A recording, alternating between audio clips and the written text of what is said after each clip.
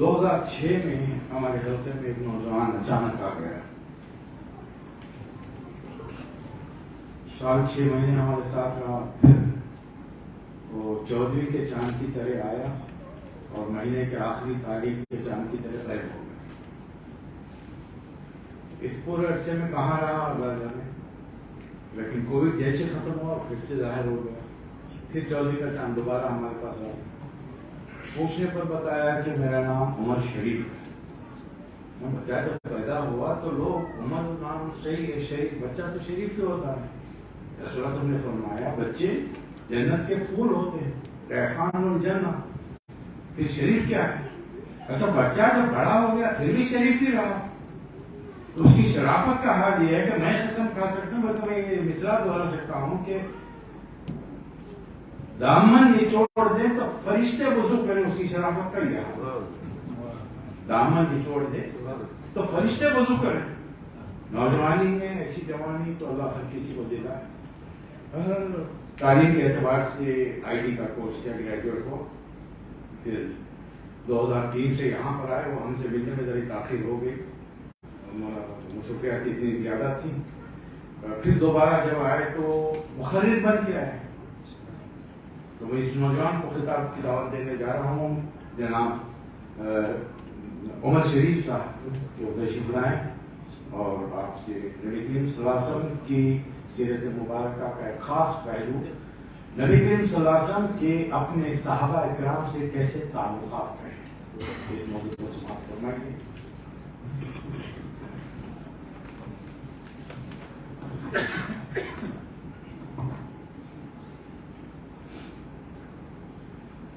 نحمده ونصلي على رسوله الكريم. أما بعد أعوذ بالله من الشيطان الرجيم. بسم الله الرحمن الرحيم.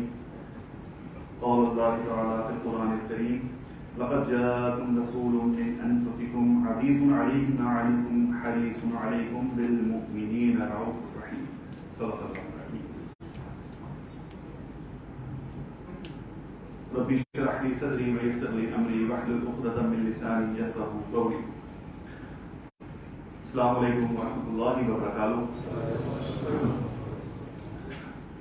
سب سے پہلے تو حلقہ متفقین کا بہت بہت شکریہ مجھے یہاں پہ موقع دینے کے لیے. اور محمود صاحب جب تعارف کروا رہے تھے تو مجھے لگا کہ شاید نام کسی اور کا لیں گے, کیونکہ میرا اس سارے تعارف سے کچھ لینا دینا نہیں ہے. تو معاملہ اس طرح سے ہے کہ جیسے محمود صاحب نے بتایا کہ کافی عرصے سے تعلق ہے 2006 سے, جب سے عمان میں آئے اور پہلے دروس میں آتے رہے, اس کے بعد حلقے کے ساتھ منسلک ہو گئے. اور محمود صاحب نے, سلیم صاحب نے ڈنڈے مار مار کے پش کر کے کہ بولو بھائی بولو بولو, اور اس کے بعد فائنلی کر بولتی بات نہیں ہوئی, بولتی شروع ہو گئی. تو کسی نہ کسی طرح باوجود اس کے کہ علمی طور پہ کوئی کسی قسم کا کلیم نہیں ہے, بلکہ اس چیز کی ایڈمیشن ہے کہ کوئی کسی قسم کا علم کے حساب سے کلیم نہیں ہے, لیکن جتنی تیاری کرتے ہیں, پڑھتے ہیں, اس حادثہ سے کچھ سیکھتے ہیں تو کوشش کرتے ہیں کہ اللہ کے نام, اللہ کا نام, اللہ کا رسول کا نام کچھ نہ کچھ کسی حد تک جو سمجھ آتا ہے وہ آپ کے ساتھ شیئر کرتے ہیں. تو آج کا موضوع جو ہے وہ میرے حصے میں آیا ہے کہ نبی کریم صلی اللہ علیہ وسلم کا تعلق جو اصحابہ اکرام کے ساتھ ہے. دیکھیے اللہ کے رسول صلی اللہ علیہ وسلم جو ہیں وہ ہمارے آخری نبی ہیں. اللہ تعالیٰ نے جب سے دنیا بنی کوئی وقت ایسا نہیں رہا کہ زمین کے اوپر کوئی نہ کوئی نبی مبعوث نہ کیا ہو, اور ان سب نبیوں نے اپنے اپنے دور کے لیے اپنی اپنی امتوں میں پیغام اللہ تعالیٰ کا پہنچایا, کلام پہنچایا. اور الٹیمیٹلی فائنل جو میسنجر ہیں وہ اللہ تعالیٰ نے چوز کیا محمد رسول اللہ صلی اللہ علیہ وسلم کو, کہ اب اس کے بعد کوئی نبی تو نہیں آئے گا اور رہتی دنیا تک اللہ کا نام بھی رہے گا اور اللہ تعالیٰ کا پیغام بھی رہے گا, اور وہ نبی کریم صلی اللہ علیہ وسلم کے تعلق سے ہی چلے گا. تو جب شخصیت اس پائے کی ہو اور اس قدر یونیک ہو, جیسا کہ ہم نے آپ میں بھی سنا کہ وہ اپنی ذات میں یکتا ہی ہیں جو اللہ تعالیٰ نے بنائے, تو ان کے ساتھ عام عوام محبت کیوں نہ دے. عام آدمی چاہے ان کے زمانے کا ہو چاہے آج کے زمانے کا ہو, کیسے ہو سکتا ہے؟ پاسبل ہی نہیں ہے. اگر آپ ان کو جانتے ہیں, تھوڑا بہت بھی جانتے ہیں, تو یہ ممکن نہیں ہے کہ آپ کو ان سے محبت نہ ہو. لیکن اس کے باوجود دوسرا پہلو ہم دیکھتے ہیں کہ اس اسٹیٹس پہ فائز ہونے کے باوجود رسول اللہ صلی اللہ علیہ وسلم کا اپنے اصحاب کے ساتھ ساتھ جو تعلق ہے وہ کس نوعیت کا تھا. اور آج میں کوشش کروں گا کچھ ان اصحاب کی تفصیلات، کچھ کہانیاں، کچھ واقعات میں آپ کے سامنے پیش کروں کہ نارملی شاید ہمارے بچے، ہمارے نوجوان شاید ان کے ناموں سے واقف نہ ہوں، کیونکہ ہم لوگ ابو بکر، عمر، علی، عثمان رضوان اللہ علیہ اجمعین کے بارے میں تو جانتے ہیں، بہت ساری اسٹوریز بھی بتائیں، لیکن کچھ اصحاب ایسے بھی ہیں کہ جن کے ساتھ آپ سنیں گے کہ اللہ کے رسول صلی اللہ علیہ وسلم کا کس طرح کا معاملہ تھا، لیکن وہ ایک طرح سے بہت زیادہ نون نہیں ہے. جیسے اس کے اندر سب سے پہلے میں آپ کے ساتھ ذکر کروں گا حضرت ظاہر رضی اللہ تعالیٰ عنہ. حضرت ظاہر رضی اللہ تعالیٰ عنہ جو ہیں وہ ایک بدو صحابی ہیں، یعنی کہ شہر میں بھی نہیں رہتے تھے، وہ ایک ڈیزرٹ میں رہتے تھے. اور دوسری چیز یہ تھی کہ ظاہر رضی اللہ تعالیٰ عنہ جو ہیں وہ شکل و شباہت کے حساب سے بہت خوبصورت نہیں تھے. ان کا معاملہ اس طرح کا تھا کہ بہت سارے لوگ جو ہیں وہ ان کے پاس بیٹھنا، ان کے ساتھ بات کرنا، ان کے ساتھ کنورسیشن کرنا پسند نہیں کرتے تھے. اسی وجہ سے وہ بہت زیادہ شہر میں آنا جانا نہیں ہوتا تھا ان کا. لیکن اللہ کے رسول صلی اللہ علیہ وسلم کے قریب ان کی قدر و قیمت کچھ اور تھی. اللہ کے رسول صلی اللہ علیہ وسلم فرمایا کرتے تھے کہ ظاہر ہمارا آدمی ہے صحرا میں اور ہم اس کے لیے کام کرتے ہیں شہروں میں. یعنی یہ محبت کا عالم تھا کہ اللہ کے رسول صلی اللہ علیہ وسلم نے ان کو کہا کہ وہ ہمارا آدمی صحراؤں میں ہے اور ہم اس کے لیے شہر میں کام کرتے ہیں. اور کہ ان کا خود اپنے بارے میں بہت لو اسٹیم تھا، سیلف اسٹیم بہت لو تھا. اپنے بارے میں وہ یہی سمجھتے کہ میں کسی قابل نہیں ہوں، اسی لیے لوگ میرے سے بات نہیں کرتے. ایک دفعہ کیا ہوا کہ آپ رسول اللہ صلی اللہ علیہ وسلم کسی کام کی وجہ سے سوق میں گئے اور انہوں نے دیکھا کہ ظاہر رضی اللہ عنہ جو ہیں وہ کھڑے ہیں اور کچھ چیز فروخت کر رہے ہیں. اب نبی کریم صلی اللہ علیہ وسلم جو ہے احتیاط سے ان کے پیچھے سے آتے ہیں اور ان کو پیچھے سے کھینچ لیتے ہیں. اب ظاہر رضی اللہ تعالیٰ عنہ جو ہیں اپنے آپ کو چھڑانے کی کوشش کر رہے ہیں اور اسٹرگل کر رہے ہیں، اور اتنے میں اللہ کے رسول صلی اللہ علیہ وسلم فرماتے ہیں کہ کون ہے جو ہم سے یہ غلام خریدے گا. اب ظاہر رضی اللہ تعالیٰ عنہ غلام نہیں تھے، وہ تو ایک آزاد شخص سے. تو انہوں نے جب نبی کریم صلی اللہ علیہ وسلم کی آواز کو پہچان لیا تو انہوں نے کہا کہ اے اللہ کے رسول صلی اللہ علیہ وسلم، میں اگر غلام بھی ہوں تو مجھے کون خریدے گا. یعنی میں نے بتایا کہ وہ اپنے بارے میں یہ کہہ رہے تھے کہ میں اگر غلام بھی ہوں تو میں کسی کام کے لیے کون مجھے خریدے گا. تو اللہ کے رسول صلی اللہ علیہ وسلم سے فرمایا اے ظاہر تو اللہ کے قریب بیش قیمت ہے، یعنی تیری قیمت ہی کوئی نہیں ہے. تو یہ سمجھتا ہے کہ تجھے دنیا میں کوئی نہیں خریدے گا، اللہ تعالیٰ کے نزدیک تیری جو قیمت ہے وہ کوئی ہے ہی نہیں، وہ دے ہی نہیں سکتا. تو دیکھیے ایک بدو صحابی جو دکھنے میں بہت خوبصورت نہیں ہے، جو شہر میں نہیں رہتے، لوگوں کے ساتھ انٹریکشن بہت نہیں ہوتا، نبی کریم صلی اللہ علیہ وسلم ان کو کتنا اسپیشل فیل کراتے ہیں کہ نہیں یہ نبی کریم صلی اللہ علیہ وسلم کا تعلق ہے ان کے ساتھ. اصحاب کے اندر معاملہ یہ ہوتا تھا کہ اکثر و بیشتر اصحاب اپنی محفلوں میں بیٹھ کے اس بات کا تذکرہ کیا کرتے تھے اور ایک دوسرے سے اس چیز پہ مسابقت کرتے تھے کہ اللہ کے رسول صلی اللہ علیہ وسلم میرے ساتھ زیادہ محبت کرتے ہیں، اور دوسرے صحابی کیا کرتے تھے کہ نہیں میرے ساتھ زیادہ محبت کرتے ہیں. یعنی نبی کریم صلی اللہ علیہ وسلم کا اپنے اصحاب کے ساتھ معاملہ اور تعلق اس طرح کا تھا کہ ہر صحابی کو یہی لگتا تھا کہ نہیں سب سے زیادہ فیوریٹ نبی کریم صلی اللہ علیہ وسلم کا. آپ دیکھیے کہ حضرت عمر بن عاص رضی اللہ عنہ نبی کریم صلی اللہ علیہ وسلم کے پاس آئے اور انہوں نے آپ رسول اللہ صلی اللہ علیہ وسلم سے پوچھا کہ اللہ کے رسول صلی اللہ علیہ وسلم آپ کو سب سے محبوب کون ہے؟ تو نبی کریم صلی اللہ علیہ وسلم نے فرمایا عائشہ. اب دیکھیے کہ عربوں کے اندر بھی اور پھر کسی سردار کا بیٹھ کے اپنی بیوی کا نام لے لینا سب سے، نبی کریم صلی اللہ علیہ وسلم نے اسے شرم نہیں فرمایا. انہوں نے کہا کہ عائشہ. انہوں نے کہا نہیں میرا مقصد یہ نہیں، میں پوچھنا چاہ رہا تھا کہ لوگوں میں، آدمیوں میں، کیونکہ وہ یہ پوچھنا چاہ رہے تھے کہ میں کون سے نمبر پہ آ رہا ہوں. تو اللہ کے رسول صلی اللہ علیہ وسلم نے فرمایا عائشہ کا باپ، یعنی پھر ریفرنس عائشہ کا دیا کہ عائشہ کا باپ یعنی ابو بکر. پھر پوچھا پھر کون؟ کہا عمر. پھر پوچھا پھر کون؟ کہا عثمان. اور کہتے ہیں کہ اس کے بعد میں خاموش ہو گیا کہ مجھے نہیں پتا کہ میں اس میں کدھر.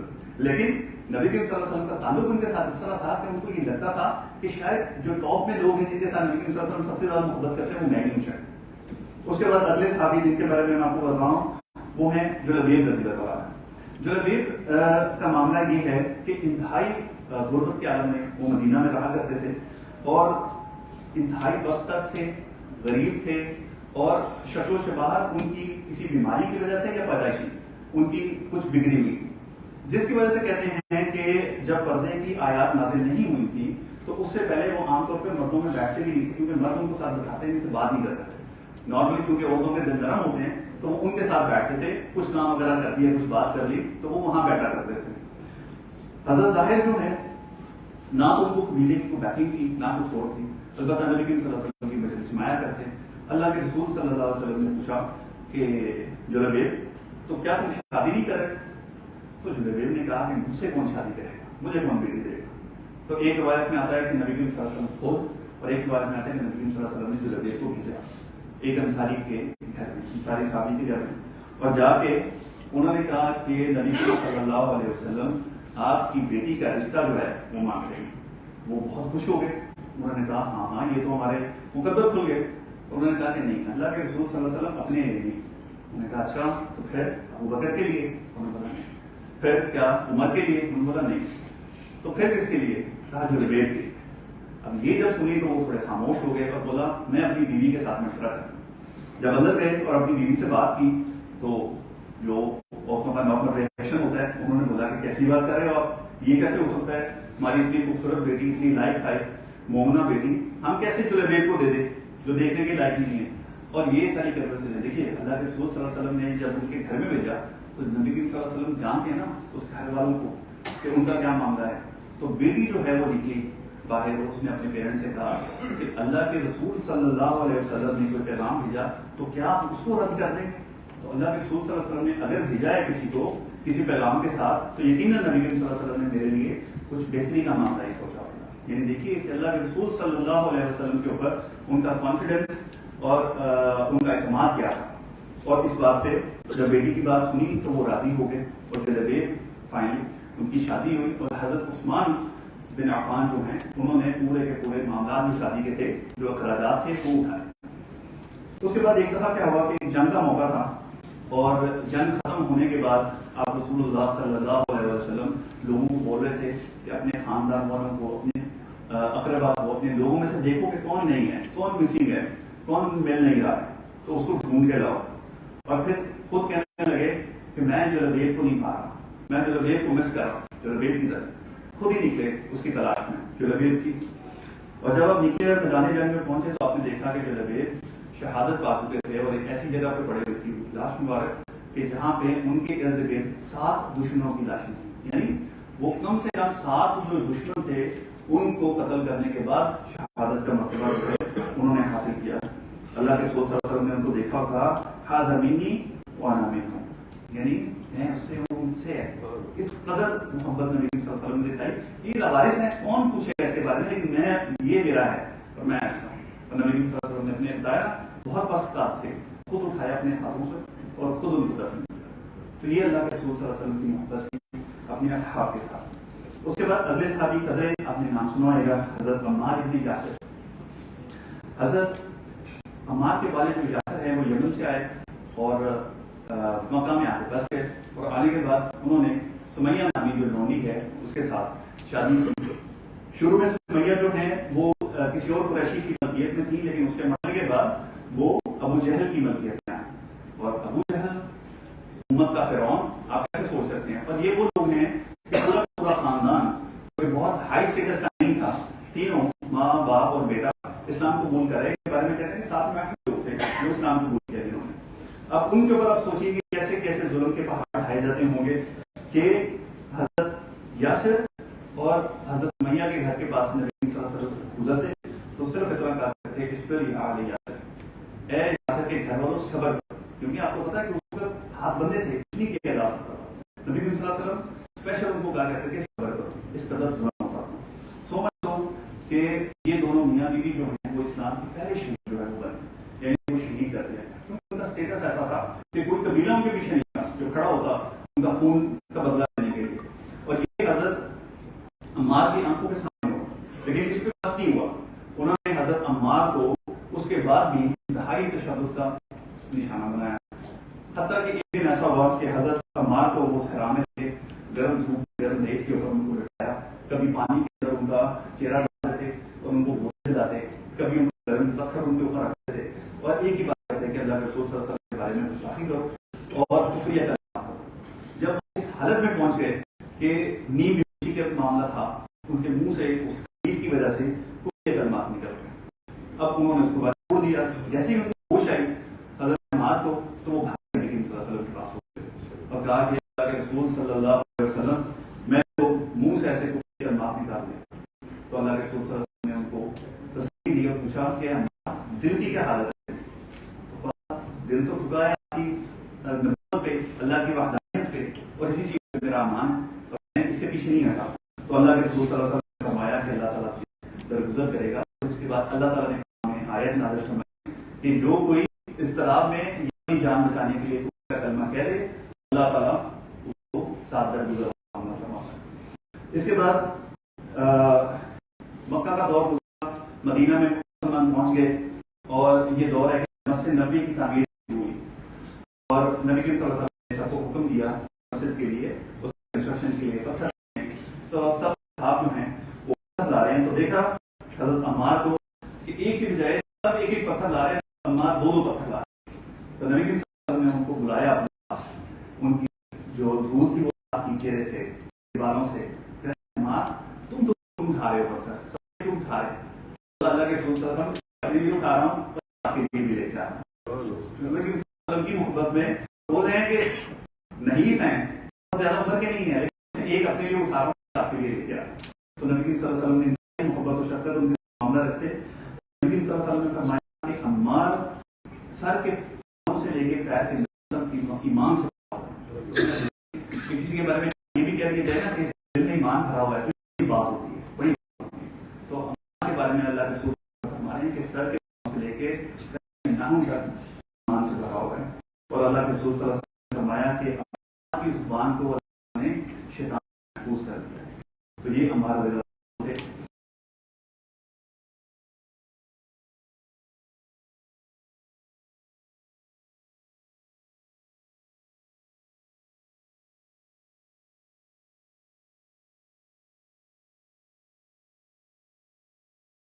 اس کے بعد اب جن اصحاب کا میں نے آپ کے ساتھ ذکر کیا وہ یا تو بہت غریب تھے یا غلام تھے, لیکن جس صحابی کا اب میں ذکر کرنے جا رہا ہوں وہ انتہائی امیروں کو غریب تھے. حضرت موسیٰ بن عمیر اللہ تعالیٰ. حضرت موسیٰ جو ہیں وہ مکہ کے ہینڈسم ترین جو نوجوان تھے ان میں سے ایک تھے, اور جسے لٹرلی کہا جاتا ہے کہ منہ میں سونے کا چمچہ لے کے پیدا ہوئے, یہ موسیٰ بن عمیر تھے. کہا جاتا ہے کہ ان کے والد کی جب ڈیتھ ہو گئی تو وہ اکیلے بیٹے تھے ایک ماں سے, اور ان کی جو دولت کا معاملہ ہے وہ اس طرح سے تھا کہ پوری مکہ کی دولت ایک طرف اور ان کی دولت ایک طرف, کس طرح سے اس کا ایسٹیمیٹ کیا جاتا تھا. حضرت موسیٰ جو ہیں خوبصورت تھے, مالدار تھے, اسٹائلش تھے. اسٹائلش کس طرح تھے کہ اس دور میں ان کے یمن سے کپڑے سل کے آیا کرتے تھے, ٹیلر میڈ جسے کہتے ہیں نا, یمن سے آیا کرتے تھے. جوتے ان کے جو ہیں وہ یمن سے آیا کرتے تھے. جو پرفیومز ہیں ان کی وہ اسپیشل امپورٹ کی جاتی تھی کہ مکہ کے لوگ ان کی خوشبو کو سونگھ کے گلیوں میں سے کوشش کیا کرتے تھے کہ اس جیسی جو ہے پرفیوم ہم بنا سکیں, اس طرح کی خوشبو ہم بنا سکیں. تو یہ حضرت موسیٰ بن عمیر تھے. حضرت موسیٰ بن عمیر چونکہ اس طرح مالدار اور خوبصورت کہ ہر مکے کا بندہ جو ہے وہ چاہتا تھا کہ موسیٰ کے ساتھ تعلق ہونا چاہیے. تو اسی تعلق کے ضمن میں بہت سارے لوگ آتے ملنے کے لیے, اور یہی ملنے کی وجہ سے حضرت موسیٰ کو محمد رسول اللہ صلی اللہ علیہ وسلم کے بارے میں پتا چلا, ان کی تعلیمات کے بارے میں کیوریس ہوئے اور کہا کہ میں دیکھوں تو صحیح ہے کیا. تو ایک دن نکلے اپنے گھر سے, انتہائی آرام سے چلتے چلتے دار ارقم میں پہنچے اور بہت احتیاط سے دروازہ کھٹکھٹایا, دروازہ کھل گیا. جب اندر انٹر ہوئے تو اللہ کے رسول صلی اللہ علیہ وسلم جو ہیں وہ بیان فرما رہے تھے. انہوں نے حضرت موسیٰ کو ایک نظر دیکھا اور اس کے بعد واپس اپنا بیان شروع کر دیا. اور حضرت موسیٰ بن عمیر اللہ تعالیٰ نے ان کے دل میں ایمان کو بھرنا تھا, اس محفل سے مسلمان ہو کے پھر باہر نکلے. حضرت موسیٰ بن عمیر جو ہیں جب مسلمان ہو گئے اور وہ پھر دوسرے مسلمانوں کی طرح چھپ کے نماز پڑھا کرتے تھے, ایک دفعہ ان کے چچا نے ان کو دیکھ لیا اور ان کی والدہ تک یہ بات پہنچ گئی. اب ان کی والدہ ان سے بہت پیار کرتی تھی اور اس کی وجہ سے انہوں نے دوسری شادی نہیں کی, لیکن اس کے باوجود یہ گوارا کیسے کرتی کہ وہ مسلمان ہو گئے ہیں. تو اس کے بعد حضرت موسیٰ کے اوپر بہت سختیاں کی گئی, ان کو لالچ بھی دی گئی, ان کو پیار سے بھی سمجھایا گیا, غصے سے بھی بتایا گیا, لیکن الٹیمیٹلی ان کو ان کی والدہ نے کیا کیا. پہلی جب ہجرت ہوئی تو حضرت موسیٰ جو ہیں وہ ہجرت کرنے والوں میں سے تھے, اور جب وہ ہجرت کا پہلے دفعہ میں لوگ ہجرت کے والے واپس آئے تو حضرت موسیٰ جو ہے ان کے ساتھ واپس آئے. اور جب اس دفعہ واپس آئے تو حضرت موسیٰ میں ایک چین تھا کہ وہ واپس آئے اور اللہ کے رسول صلی اللہ علیہ وسلم کے پاس سیدھا چلے گئے, نبی کریم صلی اللہ علیہ وسلم سے ملاقات کی, ملے, اور اس کے بعد اپنی والدہ کے پاس گئے. اب والدہ نے اس چیز کا گلا کیا کہ موسیٰ ہم نے تمہیں اس قدر ناب و نام سے رکھا اور اب تم ہم سے پہلے محمد رسول اللہ صلی اللہ علیہ وسلم کے پاس جا کے ملو گے, تو اب تمہیں ہم پھر سے قید کر دیں گے, اور تو اب تم قید سے نہیں نکل سکو گے. تو انہوں نے کہا کہ اب اگر آپ مجھے پیار کریں گے تو اب میں اس طرح سے قید میں نہیں رہوں گا, میں آپ کا جو محافظ ہے اس کو قتل کروں گا اور میں یہاں سے نکل جاؤں گا, اب میں اس طرح سے نہیں رہوں گا. اس کے بعد انہوں نے پھر دوسرا دن تیرا بدلا. انہوں نے کہا ٹھیک ہے, تو پھر تو جو مالو متا ہے, جو دولت ہے, ساری کی ساری تو ہماری ہمیں دی ہوئی ہے, تو یہ ساری کی ساری چھوڑو اور تم جاؤ. ان کے لیے کیا مہنگا سودا تھا. حضرت موسیٰ نے کہا ٹھیک ہے, میں کچھ نہیں چاہیے اور میں چلتا ہوں یہاں سے. جب نکلنے لگے تو آخری ایک داؤ چلا. ان کی والدہ نے کہا کہ تمہارے بدن پہ جو کپڑے ہیں یہ بھی ہماری ملکیت ہے, یہ کیسے لے کے جا رہے ہو, یہ بھی چھوڑ کے جاؤ. میں نے کہا کہ یہ کیسے چھوڑ کے جائے. کہتے ہیں کہ کونے میں ایک ٹاٹ کا ٹکڑا پڑا تھا, وہ لیا, اپنی شرمگاہ کو چھپایا اور کپڑے چھوڑ کے نکل گئے اللہ کے رسول صلی اللہ علیہ وسلم کے پاس. نبی کریم صلی اللہ علیہ وسلم نے جا کے جب موسیٰ بن عمیر ملے تو اللہ کے رسول صلی اللہ علیہ وسلم نے فرمایا کہ موسیٰ بہترین تجارت کر کے آئے, بہترین تجارت کی ہے تم نے, سب کچھ چھوڑ دیا اور اللہ اور اللہ کے رسول کو اپنایا. اور اسی وجہ سے جب ہجرت ہوئی, ہجرت کے لیے, ہجرت نہیں, ہجرت سے پہلے جب یثرب کے لوگ آئے اور نبی کریم صلی اللہ علیہ وسلم کے ہاتھ پہ بیعت کی, اور اس کے بعد انہوں نے کہا کہ ہمیں کوئی آدمی ساتھ بھیجیے تاکہ ہمیں اسلام کی, دین کی, قرآن کے بارے میں تعلیم دے سکے. تو اللہ کے رسول صلی اللہ علیہ وسلم نے موسیٰ بن عمیر کو چوز کیا کہ موسیٰ بن عمیر جائیں گے اور وہ جا کے لوگوں کو تعلیم دیں گے. اگر موسیٰ کے ہاتھ پہ اگلی دفعہ جب لوگ آئے تو 70 کے قریب لوگ تھے جو حضرت موسیٰ کے ہاتھ پہ بیعت کی, مسلمان ہوئے. اور اس کے بعد موسیٰ بن عمیر کو کہا جاتا ہے کہ یہ مہاجرین اور انصار کے ایک برج تھے, کیونکہ تھے تو وہ مہاجرین میں سے, لیکن انصار کے ساتھ تعلق ایسا تھا کہ وہ کہتے تھے پہلا تعارف جو ہمارا مکہ والوں کے ساتھ ہے وہ موسیٰ ہے. تو موسیٰ بن عمیر جو ہیں انہی کو اللہ کے رسول صلی اللہ علیہ وسلم نے بدر کے موقع پہ جب 2 جھنڈے تھے, ایک مہاجرین کا اور ایک انصار کا, تو مہاجرین کا جھنڈا جو ہے علی کے پاس تھا, انصار کا جھنڈا حضرت سعد کے پاس تھا, اور ایک جو درمیان میں سفید جھنڈا تھا وہ حضرت موسیٰ بن عمیر کے ہاتھ میں. حضرت موسیٰ بن عمیر کو اللہ کے رسول صلی اللہ علیہ وسلم نے وہ مقام دیا. اور جب نبی کریم صلی اللہ علیہ وسلم ہجرت کر کے مدینہ پہنچے تو انہوں نے دیکھا کہ حضرت موسیٰ جو ہیں انتہائی کھردرا سا ایک چادر لپیٹ کے وہ بیٹھے ہیں اور بٹن کی جگہ کانٹے لگا رکھے ہیں.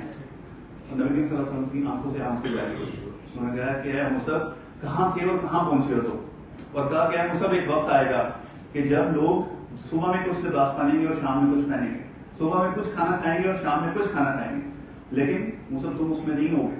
موسیٰ بن عمیر کہتے ہیں کہ یا اللہ کے رسول صلی اللہ علیہ وسلم کیا یہ میرے لیے بہتر ہے کہ وہ بہتر ہے.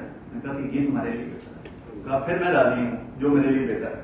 اور موسیٰ بن عمیر وہ ہے کہ احد کے اندر آپ کو پتا ہے موسیٰ بن عمیر جو ہے وہ صحابی جن کو کہا جاتا ہے کہ ان کی مماثلت بہت زیادہ تھی نبی صلی اللہ علیہ وسلم کے ساتھ. احد کے جنگ میں حضرت موسیٰ بن عمیر کے ہاتھ میں جھنڈا تھا, اور جب کفار ان کے اوپر حملہ آور ہوئے تو پہلے ایک بازو کاٹا, انہوں نے دوسرے بازو سے پکڑا, پھر دوسرا بازو کاٹا, اور انہوں نے جو باقی باندھے بازو تھے ان کے ساتھ کھینچ لیا جھنڈے کو, اور آخرکار ان کو شہید کر دیا گیا. تو جب وہ شہید ہوئے تو ایک رومر پھیل گئی کہ اللہ کے رسول صلی اللہ علیہ وسلم جو ہے وہ شہید کر دیے گئے, جس کے بعد بہت قیاس ہوا.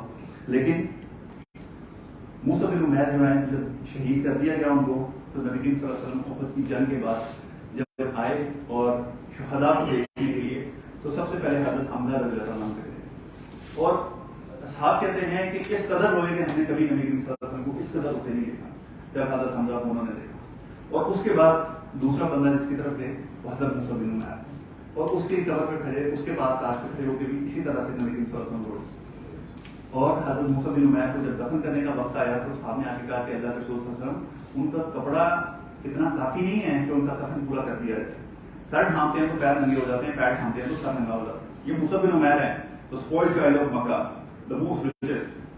تو انہوں نے کہا کہ اس کا سر کو ڈھانپ دو اور پیروں کے اوپر گھاس پھونک دے دو, اس کو دفن کر دو. اس کے بعد نبی کریم صلی اللہ علیہ وسلم وقتاً فوقتاً احد میں جایا کرتے تھے, اور احد کے جو شہداء ہیں ان پہ دعا کیا کرتے تھے اور باقاعدہ تلقین کیا کرتے تھے. یہ نبی کریم صلی اللہ علیہ وسلم کی سنت آتی ہے کہ اگر ہم جائیں تو ہمیں لازم احد کی شہداء کے پاس جا کے ان کے قبروں پہ دعا کرنی چاہیے. حضرت قبیل بن عطا اور حضرت عبد الرحمن بن عوف وہ یاد کیا کرتے ہیں جب بھی کوئی نعمت ملتی نا بہت اچھی تو نعمت سامنے آتی تو رو پڑتے, اور روتے کس وجہ سے, تو کہتے ہیں کہ یہ نعمتیں اب ہمیں مل رہی ہیں اور موسیٰ اس کے بغیر چلا گیا.